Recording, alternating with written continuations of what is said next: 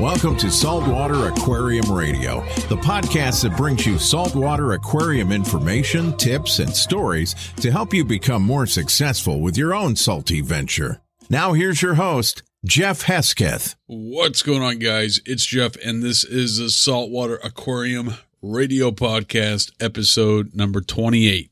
Today, we're going to be talking with Mock from Inappropriate Reefer about Nano Reef tanks. So let's kick the tires and light the fires. Episode number 28 coming at you.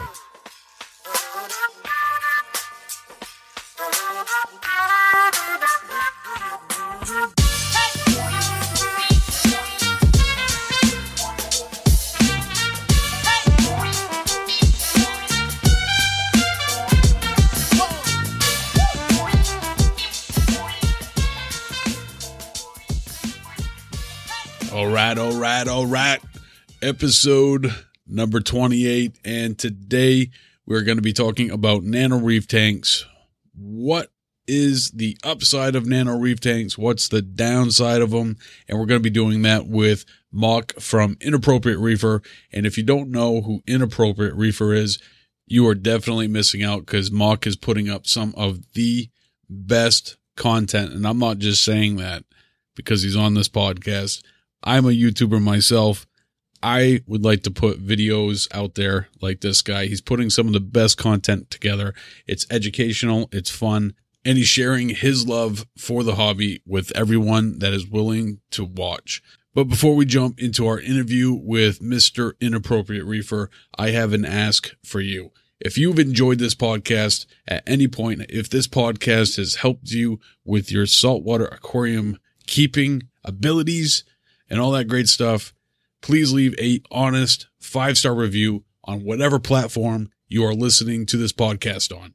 All right, so I'm actually going to jump onto the iTunes right now, and I'm going to read the latest customer review. Well, it's not customer, but person who listens to the podcast because it's free. PTH03001 wrote, "Excellent podcast with a lot of great information and interviews. I've learned a lot from the topics of this podcast, and I look forward to new episodes the most." Thank you for leaving a 5-star review. You are awesome. You make me want to do this podcast. That kind of stuff right there makes me want to make more episodes. So I appreciate you for taking the time out and leaving a honest 5-star review for my podcast. Thank you.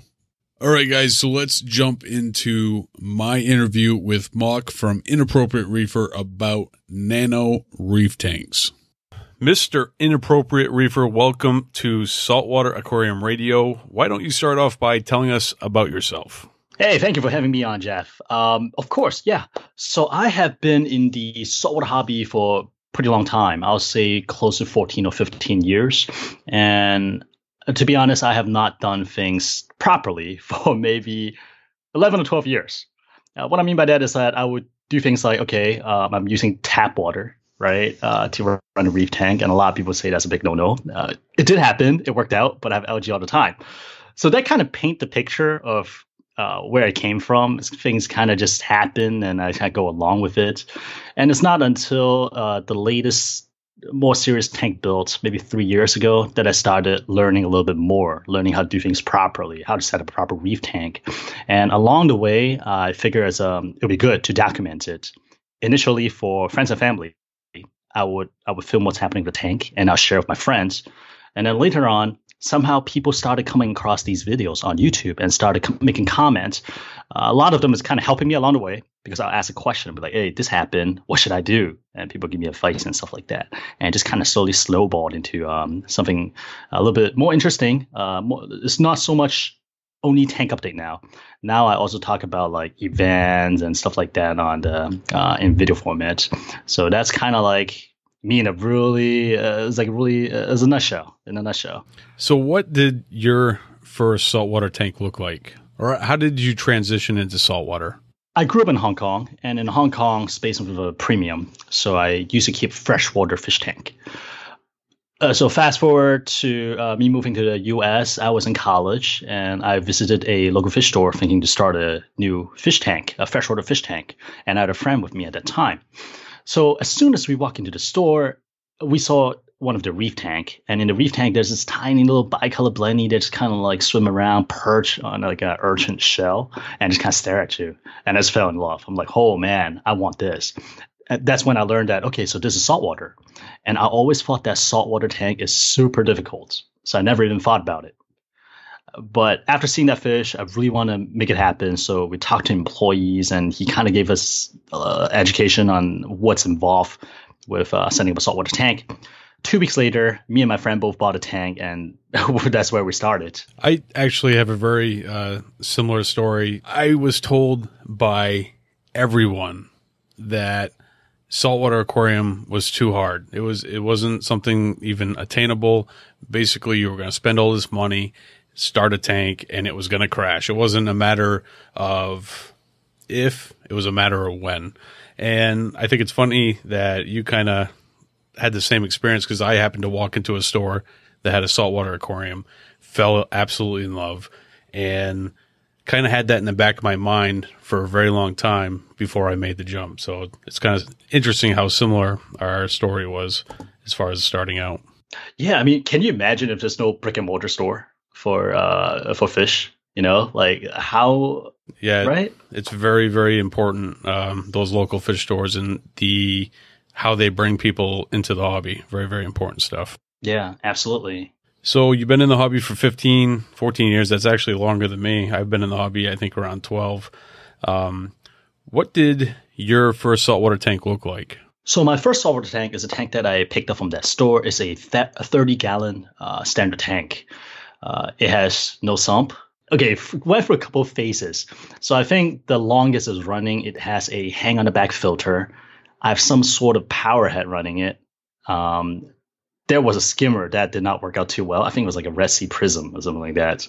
At one point, I even tried one of the Skilter. It's basically a filter and skimmer combo. That did not work. Basically, I'm just using it as like a power filter as well. But it's essentially a fishbowl with like really minimum filtration. Well, basically all the filter is pushing water.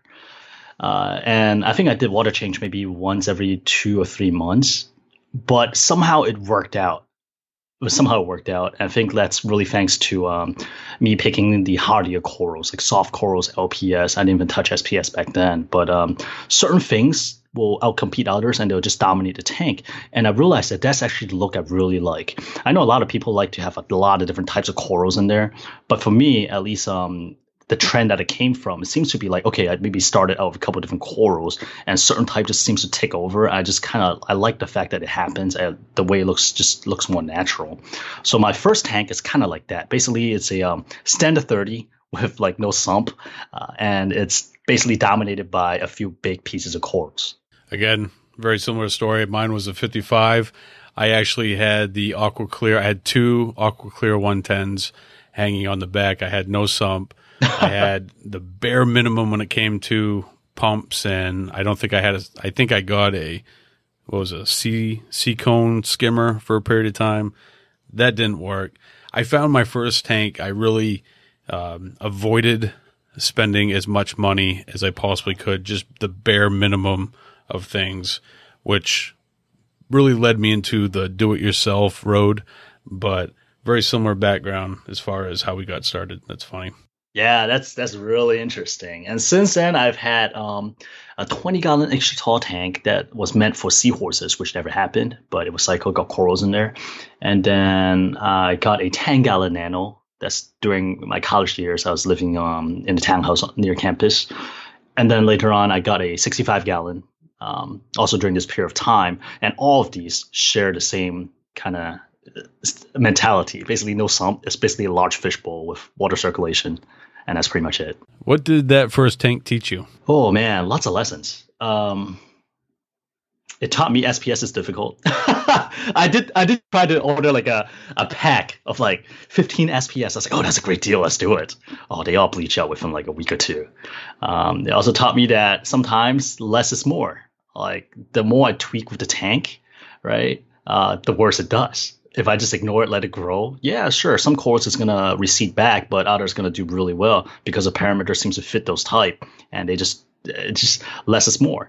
And it also taught me that, hey, maybe I do not need all those super expensive equipment. I don't need all those like bells and whistles. Maybe I don't need I don't need a refugium to make it happen. Maybe if I keep up the water change, it'll do well, and that may be all I need if the tank size is smaller. That's kind of your methodology in general with reef keeping, isn't it? Like keeping it as simple as possible, because you only recently have kind of started dabbling with controllers and that kind of stuff. You are absolutely right. I feel like I'm a lazy person, and the less maintenance, the better.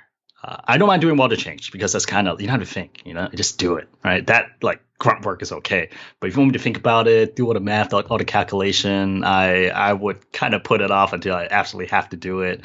And you're right. I think it's just recently I started putting a controller on there. And to be honest, like I just look at it once in a while, and there's more I can do with it. But if it's working, I feel like, okay, why change it? As the current maintenance schedule is not too painful. Coral seems to be doing all right. They're just there for emergency. In case there's something going wrong, I'll get an alert. That's pretty much it. At some point, you picked up a camera and you started making videos on YouTube. What brought you to that point? When I took a break from the hobby after my 65-gallon tank, I came back in. I was like, okay, you know what? I actually walked into a fish store, and I got quote unquote inspired again. I was like, okay, I don't have enough money burning hobby. Let's do another one. Let's go back in again. So I went on to my local reef club. I picked up a 45-gallon tank used, and I thought, you know what? I've been doing some videos on my other channel for like my like dog, paintball, motorcycle, and stuff like that. Why don't I talk about my fish tank as well? But if I talk about fish tank in my regular channel, I feel like it's gonna get lost, right? Because I feel like it's really important that each channel has a theme. So I created a new channel. I filmed videos on setting up the 45-gallon tank and the progress, with the initial thought that I'm going to share these with just friends and family. So that's why a lot of them are just kind of run and gun. It's really personal and stuff like that. But I think after a certain point, maybe after like, I'd say 9 months to a year, I got like about 500 subscribers and stuff like that. I was like, wait a minute, I don't know most of these guys, and they're giving me really constructive advice and stuff like that. And so maybe I should pay more attention to it. It may be something worthwhile to look into. And again, I do enjoy the process as well, because at the same time, I slowly started enjoying video editing. So I feel like, okay, it's kind of like two hobby in one. Let's I got time. Let's play with it. And it just kind of snowball from there. And I feel like there are different milestones along the way. For example, in the beginning, it's setting up a channel and then realizing that, oh, you know what? Maybe I'm a content creator. And then I started like tweaking the methodology to be more concise. Because before, usually I just run and gun. Right? Just like one straight shot, straight upload, no editing at all. Even the title and like description is really brief and minimum. So along the way, I'll hit different milestones, be like, hey, you know what? Let's try working on thumbnail. Hey, you know what? Let's try editing. I used to hate editing. So it's been fun so far. It's been fun so far. And that's how I kind of accidentally became a YouTuber. One of the topics that you hit on quite often with your YouTube videos is nano reef tanks, which is what we're going to be primarily talking about for the most part in today's podcast. Now, you have your 45-gallon tank that's currently still running, correct? That is still running, yep. And then you had the 17-gallon drop-off, but you shut that guy down. Yep. And now you're working on a budget series nano tank where you're kind of walking people through the process again of setting up a tank, but trying to keep the price down as much as you possibly can. That is correct. And of course, back then I did run a 10-gallon tank at the dorm. And my first tank is also 30-gallon, and I also have a 20-gallon extra tall as well. And these are all nano size. I think a lot of people consider these nano size, maybe not the 45. But I just like this range simply because it's so manageable. If I want to cycle it, want to set it up, it's really quick. If I need to tear down to make changes or move, I can do it quickly as well. It's not intimidating. The 17-gallon, it was a drop-off tank. It was an absolutely beautiful tank. Why did you shut that one down? Well, so when I first started it, I thought it would be a cool species-only tank. And I got a frogfish that kind of went along with the tank. It just worked out so well. And it was up and running for about a year and a half. The frogfish one day just randomly passed away. Still don't know what happened. And afterwards, I look at the tank. I thought, okay, well, at this point, it's just another reef tank, right? Because I have the 45 already. Why do I want another one? And at that time, the drop-off tank was bare bottom. The maintenance was high because the green star polyp that I got layered on the two decks, they would trap the detritus. So I have to siphon them out. So it's work. So I got this work, but I don't have the star of it, like the frogfish in it anymore. And at that point, I really don't want to get another frogfish due to the amount of work needed to feed them. I was making trips to fish store like weekly or like every other week. And it just got to be a little too much. I was all right, let me just take a break from this. And I do have a reef tank going. I don't need two if they going to end up having similar corals in there anyways. So to me, I feel like there's just no purpose in the 17-gallon drop-off after my frogfish passed away. So I decided to just kind of shut it down, give it away.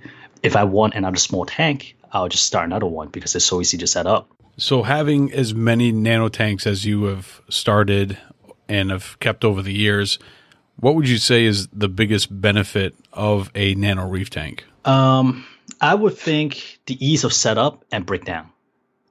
You don't feel like you're stuck with it. If you want to tear it down one day, it can happen really quickly. And of course, the side benefit will also be like, because it's a small tank, you won't really spend too much money on it. But that's probably false because there's always expensive coral you can fit in there. And there's always expensive light you can buy from it. But I think to me, the number one thing is still the ease of setup and breakdown. And you did a video on your 45-gallon, which for me personally, I think what I would classify as a nano tank is probably 40 gallons or less. But that's right on the brink of a nano tank. And you did a video. It's one of your most popular videos that you have of the cost associated with setting that tank up. And it was pretty substantial, wasn't it? Oh, it was. I don't remember off the top of my head what it was, but it was enough that some people actually comment saying that, oh, you know what? I was thinking about starting a reef tank. I don't think I will anymore. And that's really, yeah, I feel so bad, man, because like I feel like I did a lot of things wrong, meaning that I did not know where I could buy cheaper equipment. Now I know. And there are a lot of things that I rebought. Like I bought it once. I was like, ooh, I did not buy what I wanted. Let me rebuy it again. So it does not need to cost that much. And that's really what prompted the budget 10-gallon build. I want to show that, you know what, you can go expensive and as crazy as you want in this hobby. But on the flip side, you can also spend as little and still have a really successful reef tank. That's a really good point. Actually, you have the tank that was substantial and almost drove people from wanting to be in the hobby. And now you have a tank that you're showing people that it's not really that bad. You can do it much more inexpensively, much more economical, which that's really good. That's awesome. Yeah, I felt so bad. Some of these comments are like, yeah, I was thinking about going to hobby. I don't think I will anymore. I'll try to reply to all of them like, oh, no, don't go. It doesn't have to cost this much. Check with your local reef club. A lot of people going out to hobbies. You can pick up things for cheap there. Do you belong to a club? I do. I belong to Hobbyists. That's a local club to DC, Virginia, and Maryland area. Awesome. It's a fantastic club. Yeah, fantastic club. We'll have to do a episode sometime on the benefits of a club. Oh, I think that's actually one of the best things I've done when I first became a hobbyist, to be honest. Let's not even mention the great advice and the like in case of emergency, there's a lot of people in the hobby to help out just like locally, but also the great deal you can find. Hobbyists fragging the colonies and selling things or like used equipment being sold. Man, great deals to be had. So you've talked about some of the benefits of a nano reef tank. What are some of the drawbacks of a nano reef tank? Things go bad really quickly, simply because of the water volume. If there's some kind of pollutions or some kind of toxin goes in or some kind of swing, it just happens so fast. There's no buffer room versus a larger tank. And one thing that I don't want to say is a must-have, but I would not do another nano tank without is a auto top off, because the evaporation rate, just as soon as water evaporates, the swing comes in so fast. But I think that's the biggest thing. Changes happen fast in the nano tank. Do you think that nano reef tanks are a good place for new hobbyists to start in the hobby? It really depends on the personality type, I think. If this person is really on point, right, really keep up the maintenance, no problem. But if the person maybe like a slacker like me, I think something along the 30-gallon line may be a little bit better. Larger, you get a little bit more buffer room in terms of water chemistry. But again, I'm not saying that's not doable. But if you can keep up with maintenance, like topping off the water, keeping up with the water change and stuff like that, nano tank, no problem. Start there. I just recently did a video on a do-it-yourself lid for my Nano Reef tank. And by doing this, I'm accepting the responsibility that I'm going to have to add water to the tank constantly, because the previous lid actually held the evaporation in the tank quite a bit. And I don't have an ATO, and that's something that I need to correct, but I'm kind of battling what ATO that I should go with. Do you have any recommendations for that? Oh yeah, I know the Tungzi osmorator is the best, but it's huge. So I've been using the Smart ATO. I got the Nano and the Micro, and I actually got this tip from Reef Spy.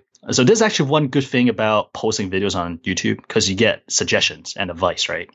So Reef Spy, he saw that I'm using a AquaClear 70 as the filtration, and I mentioned getting an auto top-off system installed somehow, because it's tough. I'm trying to find room, and he mentioned that the sensor for the Smart ATO Micro fit perfectly in this indentation underneath the filter, and it does. It's perfect. It's a perfect fit.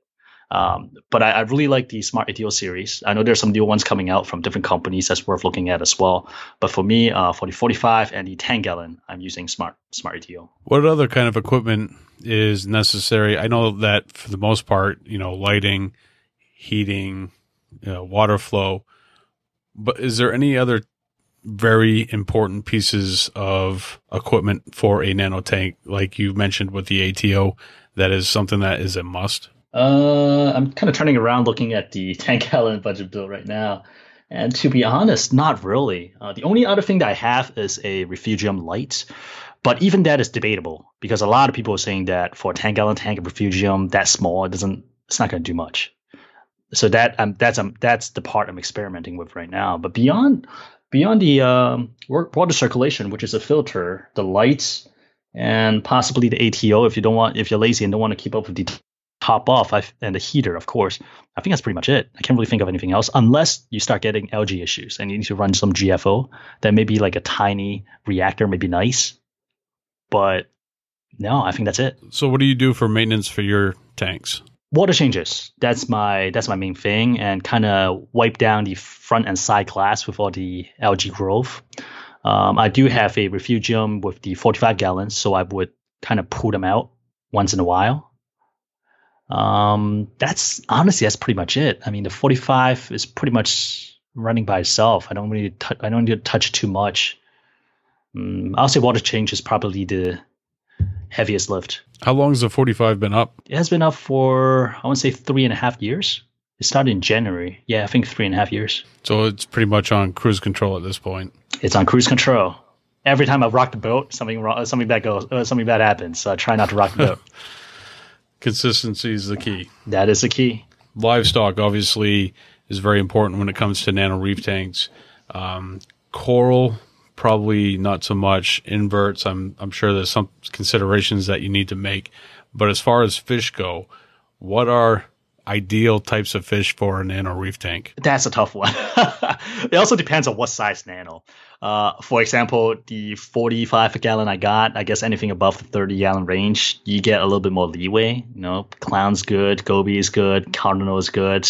Don't do tang. I did a tang in 30. I got my head leanly lopped off. But of course, you get a little bit more leeway in terms of larger tank. But when you start stepping down to the smaller tank, like the 10 gallon that I have, now that gets a little trickier. So I may be looking at maybe like gobies, right? Banggai may be okay. Clownfish maybe one. And if they get larger, I got to move them out as well. So it's mainly going to be like invert and coral tank when you step down to like 10 gallon or single digit. What is on the plate for your budget build? Where do you want to take that tank? Great question. To be honest, I don't have a solid plan yet. I know I'm going to stash it with corals for sure, especially from the 45 gallon. But in terms of fish stock, I'm playing with different ideas. Recently, I really fell in love with I think it's called the radial filefish. It's almost like the white spotted filefish. This is the tiny little guys. And I was thinking about adding a pair to the 10 gallon, at least temporarily, before I moved them to the 45. But beyond that, I was thinking just like gobies, just like maybe a couple small gobies.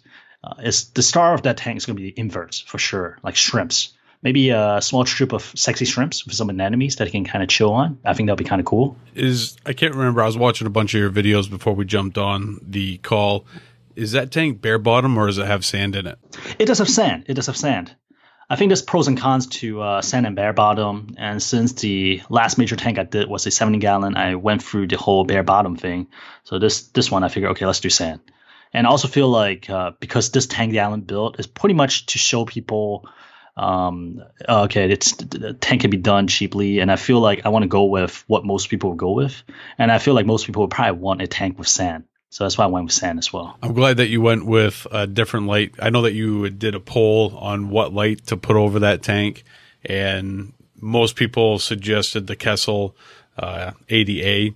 And I'm glad that you went with an off-brand just to show that what could happen with doing something a little bit different than other folks. I think that that's going to make the build a little bit more interesting, which I think that light was a little bit cheaper than the Kessel, if I am correct. You're absolutely right. My friend Sally, Miss Average Reefer, she has the Castle A80. I know it's a great light. I mean, I've used it for a little bit as well, and the color rendering is fantastic. Build quality is great. But again, I posted a video on YouTube. Actually, this time I think it's Instagram, asking for suggestions. This name, Aqua Night 8029, came up a couple times. I'm like, what is this? And it turns out to be like a $60 light versus the A80. I think it's about $120 without the mounts. And this is $60 with the mounts. So I figured, okay, if so many people like it, and even people on Nano Reef, they're using this light, there must be some merit to it. And I thought, okay, this tank build is not really for me. It's for my for the people viewing the videos anyways, right? Let's go crazy. Let's just do something off the wall. So I got this light, pleasantly surprised. The build quality is not quite there. I mean, it's hard plastic, but $60, can't really complain too much. But the power is definitely there. So far, I'm pretty impressed by the light. Have you been able to put a par meter under that light at all? I have not, but my good friend Telegram did because he used the same light as well. And the par reading is pretty impressive. I cannot tell you the exact number off the top of my head, but just when he told me, I just remember being like, whoa, really? And I know just based on pure wattage, I know it's not the par. It doubles what the A80 is. So people can grow stuff in there, under there. That's pretty good. One of the very first videos that I ever did for Premium Aquatics was actually on the Aquanite, and I actually was very impressed. It was before I set up my nano tank, and I'd put that light on the tank, and it definitely is a very solid light. And I think it's probably on a spectrum level as good as a Kessel, or pretty close to it anyways for the price. That's fantastic to hear. That's one more vote in this light. I guess the trade-off is the build quality, and I feel like the control is kind of funky. Like I'll tap it, I was like, what's going on? But once you have it set, put on a timer, it's totally fine. Yeah, I did notice that I don't know if it's lag in the touch, because you'd hit it and it might not change, then you hit it again, then it changes twice. And you're right with the build, it's a little plasticky feeling, doesn't really feel as solid, which makes you wonder how well it's actually going to hold up once it's been on for a period of time. And the light, does your fan kick on for that at all, ever? Now that you mentioned it, I don't think so. Does it have a fan? If I remember correctly, I think it does have a fan, but it has to reach a certain temperature for it to turn on. But I don't think it ever gets to that point. I'll keep an eye out on it, and I'll keep my ears open. That's interesting that you mentioned it. So as far as we kind of talked about cost a little bit, a couple times actually, we referenced that video where you walked through step by step on your 45 gallon build and how much that costs. And I want to throw 3,000 out there. I'm not 100% sure. It's been a while since I've watched that video, which I think I did the same video for my 220-gallon build. Bought my 220-gallon. I bought that used, and I put all the equipment to it, not putting the sump in there. I think I had about as much money into my 220-gallon as you did in your 45-gallon.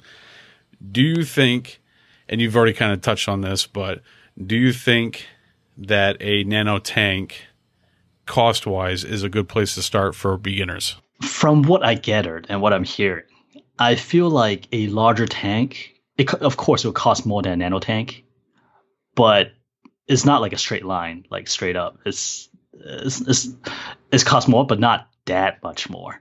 It's tough. It really depends on so many things. I feel like with a small tank, you could buy something super expensive, like maybe you want a Red Sea, right? Then yeah, it's a nano tank, but you get a quality, you're paying for it. So that's really a range. There's cheap and expensive nano tank, and there's cheap and expensive large tank. Now, from what I'm guessing, the expensive part of keeping the larger tank is probably stocking it, buying all the corals to fill it up. You see the empty space, you want to fill it up with corals, right? Oh, I got empty spaces. Oh, there you go. It's been 2 years, and I'm still trying to fill that tank. Oh, there you go. So I think that for a larger tank, I'm guessing maybe that plays a part as well. So not so much the equipment cost, but the stocking, right? But if you really want to save money, okay, sure, going nano would probably save you some money as well. But the biggest consideration for new hobbyists, in my opinion, is things go wrong very quickly in a smaller aquarium as opposed to a much larger aquarium.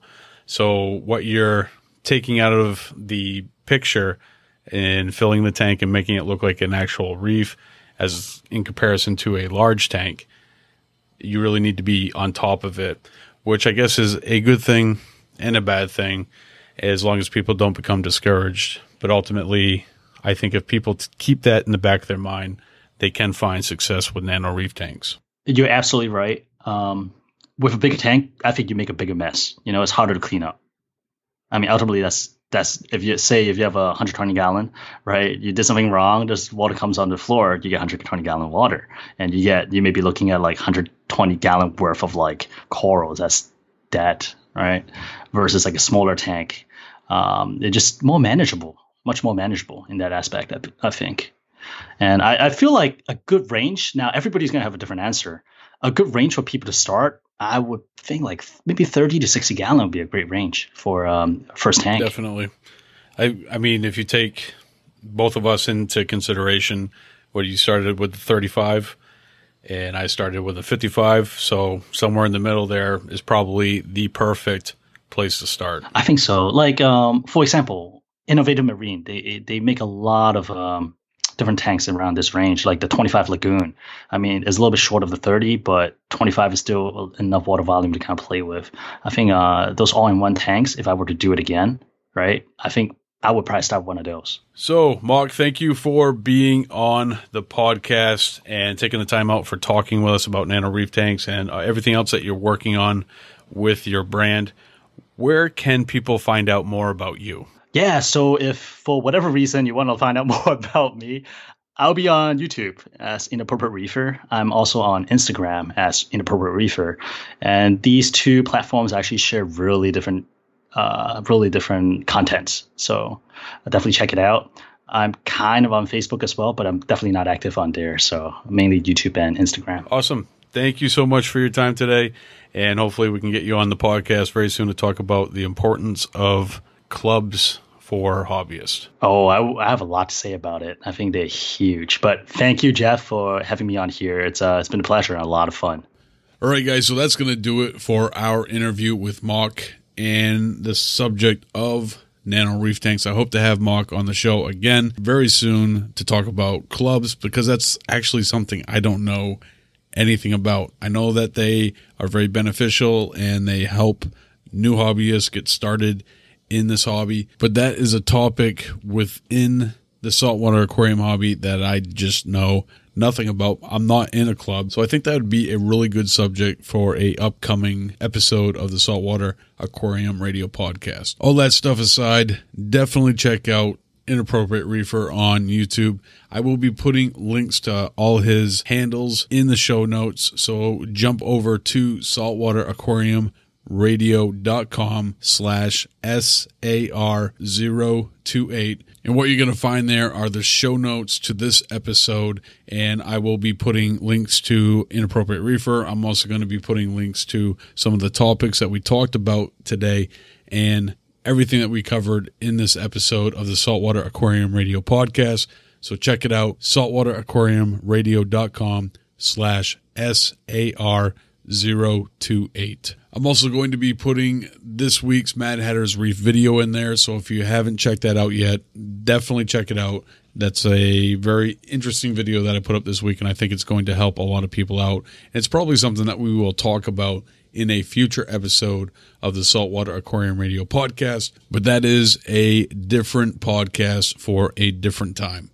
I want to thank you guys for joining me. I want to thank you for everything that you do, all the support, the emails, the messages, the constant flow of just awesomeness that you guys send me. And I will see you guys next time right here with a brand new episode of the Saltwater Aquarium Radio podcast. You've been listening to the SAR podcast. To find out more about today's topics featured on the show, as well as more episodes of the SAR podcast, visit www.saltwateraquariumradio.com.